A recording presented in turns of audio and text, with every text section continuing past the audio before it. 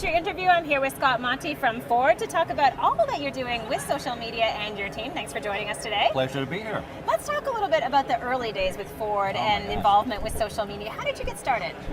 Well, I came to Ford in July of 2008, right before the whole carpocalypse started, which was an exciting time. It was a crisis moment for the industry, but what it really meant was it was an opportunity for Ford to get strategic about social media. Up until then, we had been doing social media as kind of a hobby, but we really started to build it into our communications processes and to really start implementing it on a regular basis. Now, in the early days, that meant more than just being on Twitter and Facebook, but that was what a lot of companies were doing. How did you get strategic from the beginning?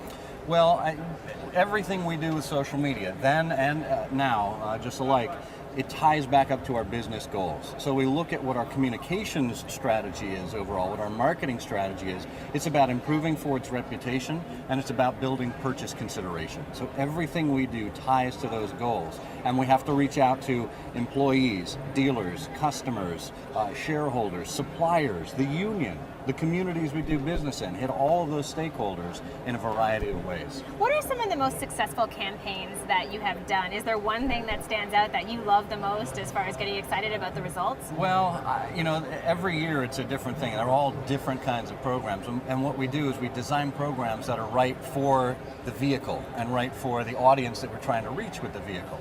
So, it's like trying to name your favorite child. I think the Fiesta movement in 2009 is one that put us on the map as far as social media goes. And we're actually resurrecting that right now at fiestamovement.com, where people can go and apply, be one of 100 people we're going to give a car to, and we'll require different missions out of them over the course of 6 months or so. It's going to be amplified by paid media, which is something that we learned from putting the Explorer and revealing the Explorer on Facebook first instead of an auto show. The complete integration of paid, earned, and owned media, right? So we constantly are learning from ourselves as well as from the external industry to help us make better programs each time. Now, social media is changing really quickly, so can you quickly tell me how you keep up with all of the trends and adapt based on what's popular? Well, it's tough. I mean, we want to be seen as nimble.